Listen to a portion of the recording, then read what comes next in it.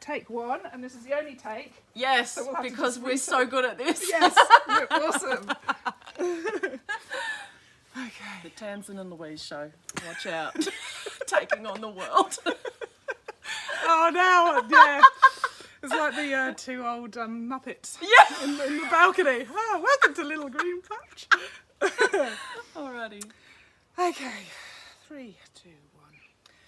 Hi Louise, thank you for inviting me to your Little Green Patch. I just want to introduce you to Louise, another collaborator of the Regenerator App. She has, well, we've known each other for about 4 years now because Scarlett, her daughter, wanted to learn to ride, so of course they joined the Pegasus Riding Centre family. And then so during that time I got sick with my autoimmune disease, and I also had the breakdown. So Louise has sort of seen the break and then the recovery while Scarlett's been riding, and I didn't realise at the time, but her grandfather was a good rider, so it's obviously in the blood. And then sort of during that time as well, I noticed there was a shift with Louise as well into planting and getting back to the grassroots of life. Yeah, definitely. Yeah. So tell us more about what you feel happened and why you reconnected to your garden. So it's actually a couple of things. It's not just one thing for me, because it's not like there was a shining light from above that went, whoa, here's the moment. So there were 3 definite things that shifted me back into the garden. So the first one is I'm a farmer's daughter. So my dad and mum owned a dairy farm in Denmark, and we lived there for about 6 years before we moved to Australia. And Dad managed a lot of really large farms across New South Wales for about 6 years when we moved to Australia. And my mum, she was a consummate vegetable garden. She was actually an architect, but in her home life she had vegetable patches everywhere. She preserved everything, she pickled everything, she baked her own bread, she was a cheese maker, she made salamis. I mean, this woman can do anything. And even to this day when she visits, she still brings basketfuls of gigantic eggplants and pumpkins. And so I have always grown up in a farming household with connections to nature, and my mum's always had vegetable patches. And when Andrew, my husband, and I first met, the first thing we did when we moved out was make a vegetable garden. Oh, really? And I'm really ashamed to admit there was quite a few fertilisers and chemicals and bits and pieces going on. So, you know, I've learnt from my mistakes.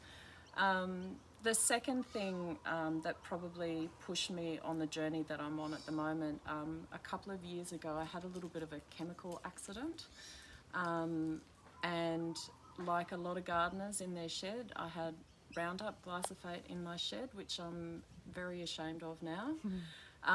And we've got a bitumen driveway now, but prior we had a dirt driveway, and the weeds were starting to get overgrown and it was really starting to annoy me. So I got out, I got my concentrate, I mixed it. I was really annoyed with the weeds that day, so I put a little bit extra in.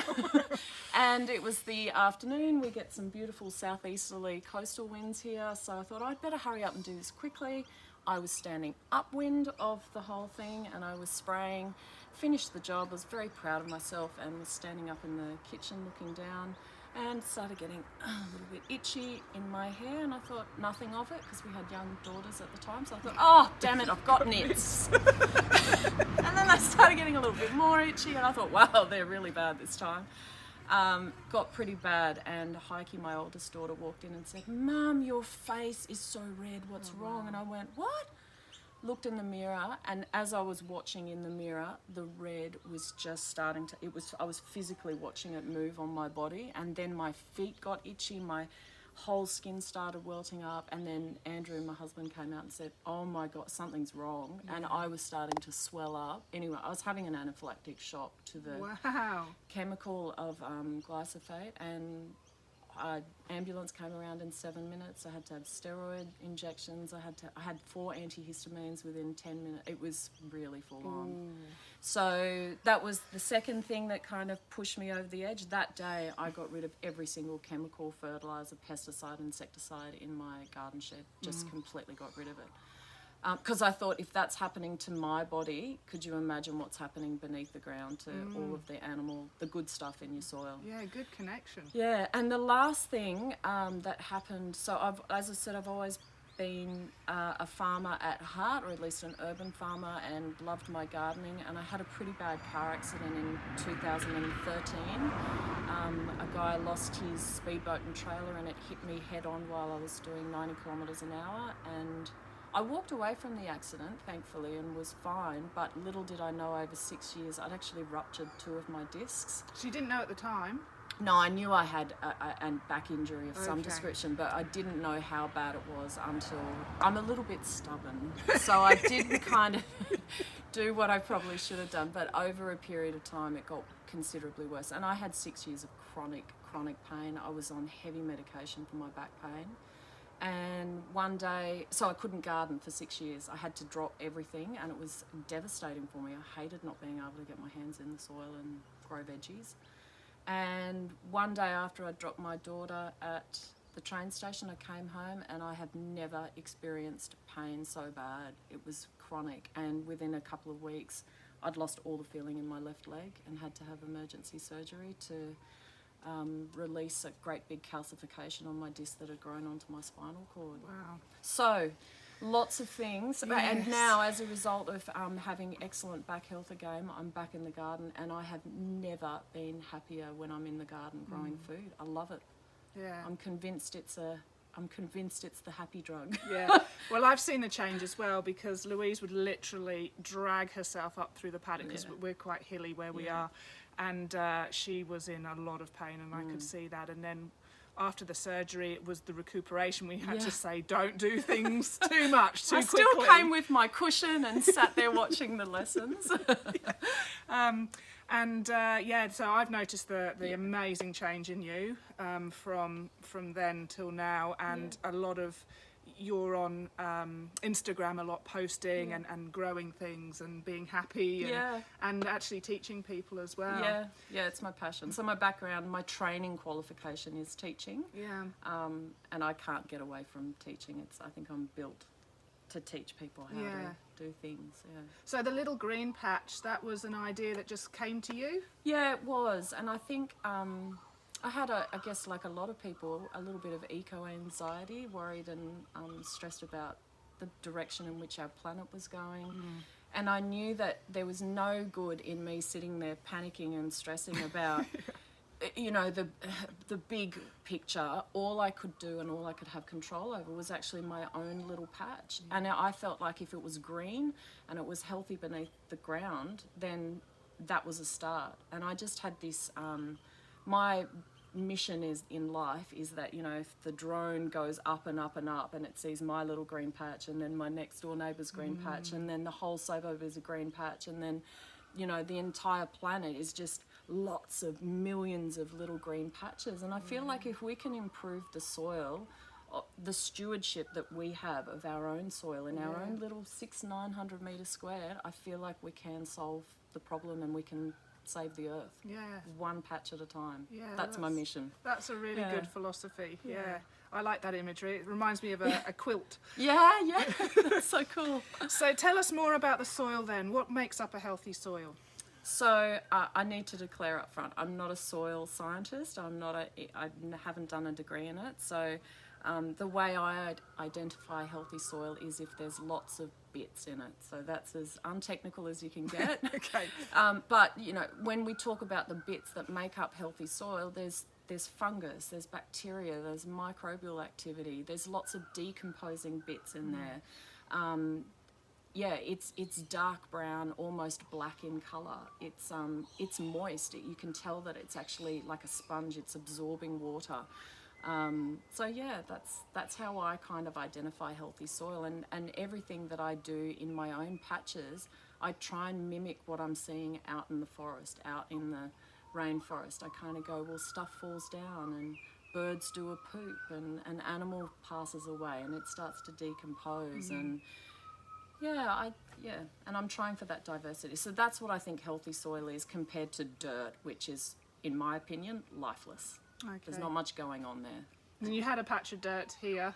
I did, yeah. I did have a patch of dirt, which I can show you a little bit later. So I'm experimenting at the moment with what I'm calling a regen patch in my own garden, and I'm trying to use the techniques that farmers, regenerative farmers, are using out in their gigantic fields, and I'm trying to condense it down into my own little very tiny patch, is about 2 by 2 meters, just to see how can we actually incorporate hands-on skills in a really small area to regenerate our soil and get it back to being healthy again. Yeah, it's a really good idea. And when you're testing these things and experimenting, that's when you learn the most, isn't it? Yeah, absolutely. I feel like I'm constantly trying something new.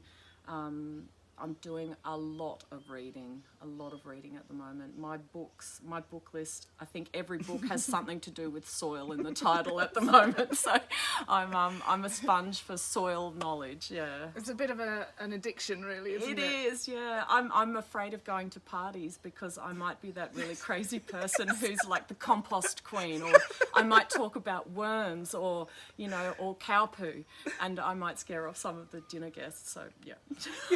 It's embarrassing. Just what you want at the dinner table. Oh, yeah. And so along the lines of that with the soil, there's also observation. Yeah, I feel like one of the things that's happened with our modern post-industrial lifestyle is we've sped up to such a ridiculous amount that we want to quick fix everything. And I think the thing that we've all forgotten to do is to just stop and just pause and breathe and observe. And I feel like when you let the power of observation disappear from your life, you're kind of missing life. It's passing by you. And I've started just, when something happens in the garden or something happens on a vegetable leaf or something's not quite right, instead of just trying to fix it, kind of just stop, take a step back, let nature teach me something, let nature just do its thing. Because the thing that I know 100%, nature has been doing this for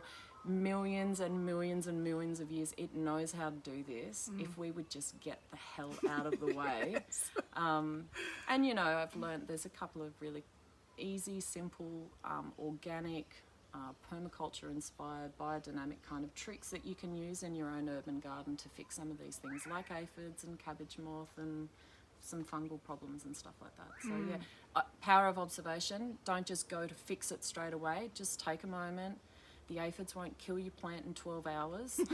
You could probably watch it for 2 days and just watch what's happening and what other things come in and eat it. And yeah, power of observation is one of the biggest skills I've learned in gardening. I think. And I think that's what regenerative farmers are really honing in on as well. Yeah. Is that just wait, just watch, and then of course there's the great support network that is now happening because more and more farmers are leaping on board. Yeah. And they're talking to each other. So conversations. It is really the good. most supportive network I've found. The farming and the regen kind of group and gardeners in general. I mean, my next door neighbour, she's a gardener. And we throw seedlings over the fence and we talk and we share, and I feel like, yeah, it's a very supportive community. Yeah. Very helpful and supportive community. Yeah. Great. Okay, so let's talk a little bit about the Regenerative app. So when I first mentioned it to you, and be honest, what did you think?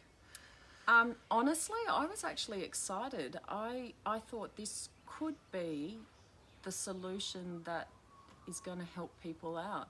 I mentioned to you earlier, I'm not a fan of diets. I don't think diets work, and I think the reason diets don't work is because it's a one fix thing. It's not a holistic approach to fixing the problem of, you know, a dietary problem that we have.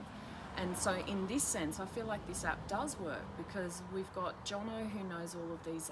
He's got like the grassroots hands-on knowledge of working with farmers and solutions to work in a big paddock. We've got your skill set on, you know, the whole regenerative kind of agricultural system and how that can tie in together. And we've got Kira who knows all about fermenting and pickling and what actually to do with the food. And then little old me sitting in there, I know how to grow a good vegetable because I look after my soil. So it's like there's a continuity, there's a through line of how this thing works. If I just went on and taught people how to grow good vegetables, it's kind of not, that's not it. We need to know what to do with our excess harvest. You know, we pickle them. Yeah, yeah. You know, definitely. we need to know how to look after the soil, and Jono can help us with what's going on underneath the soil. And look after our farmers as well, because Yeah. of course not all of us are in this privileged position where we've No. got a garden. And I feel like the solution is not just to lump it all on our farmers. Yeah. The solution, it's a big picture, and it's right down to our buying practices and our eating practices and our cooking practices, and yeah, it's everything. And I feel like this app is part of the solution because it's got a big through line. Yeah, So, yeah. okay, that's great. Do you feel that mainstream society needs a regenerative app? I know we sort of just touched on that. But this is the major problem with regenerative circles and mainstream society. And I was mainstream society until 3 years ago when I sort of stumbled over Dr. Christine Jones and Grant Sims and David Cook and then Sarah Fee and Martin Williams, and the list goes on with those initial people. I was really...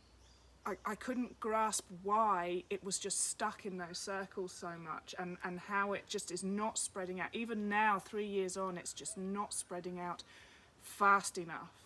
And so I came up with this conclusion with the Regenerative app for that specific reason. Do you think that it's enough? Like, how else can we sort of make more mainstream people care? Really, it's really... Yeah, it's such a good question, and boy, it's a big one. And I don't think it's one thing. It's always a series of things, and it's always a number of steps. And I think this is one step closer to getting to the, you know, to the ultimate outcome, which is a more sustainable, safe, healthy environment for our grandchildren to grow up in. Yeah. I think part of the solution is education. I think we have to actually start with young children from the minute they eat their first piece of solid food. Yeah. That piece of solid food that they eat for the first time should be organic. It should be homegrown. It should be not packaged in a plastic container. It should be sourced from the garden wherever possible. And if it's not, mum and dad should be able to go to the supermarket and buy food that they know has been farmed from healthy farms. Yeah. You know, I think, yeah, it's a big problem, and I think it takes a lot of really small steps to help people along the way. The one really comforting thing that I do have, I think people genuinely want a solution. Yeah. I think we've gotten to the point in our current climate, people have had enough, and they are really willing, and they want a solution. So we just have to offer it to them, Yeah. and we have to give them really easy, digestible steps to take. Yeah. That aren't big solutions. You know, they can't solve the mining problem and the fracking, and Yeah. we can't solve that. Yeah. But we can solve what we do in our own gardens. We can solve what we feed our own children and how we educate them and that sort of stuff. So yeah, it's a big thing. Yeah. So finally, we seem to be answering the questions before I ask the questions, but in the next 5 to 10 years, where would you like to see us go with regards to the farming side and our food production systems? Yeah. My biggest hope and wish is that our farmers get the support that they need. I think I see my farmers as my healthcare system. That's honestly how I see farmers. I think what they do with their produce is ultimately affecting what's going on in my own body. So I want them to get the absolute maximum support that they can to make the shift, to make life easier for them, to get better crop yields that are more nutrient dense food. So that's the first step, and I feel like that's the most important thing. The second thing I want to make sure that people in their own suburbs and their own gardens can actually supplement their food. Yeah. You know, have a bit of spinach, have some tomatoes, get into the habit of growing cucumbers, start eating seasonally, start appreciating what you're growing. I'll tell you what, when you see how long it takes to grow a tomato, you will never let a tomato rot in your fridge ever again. And if it does rot, you'll go and put it in the compost heap, and you'll have like millions of tomato plants like me popping up. Yeah, I think they're my two biggest things. Support the farmers and support households to learn how to get back into the garden to grow and supplement your own food where you can't buy it. Yeah, Yeah. great answer. Yeah. Thank you. Thank you. So, and that's a wrap. Thank you very much, Louise, Thank you. for letting me visit the little green patch, and all the best. And this Regenerator app is going to kick us into a new way of thinking and eating. Exciting times. Yeah, thank you so much. Cut. Yeah. Perfect. Oh my God. And now I always freak out because I'm like, have I pressed record? Oh, could you imagine? I thought I did.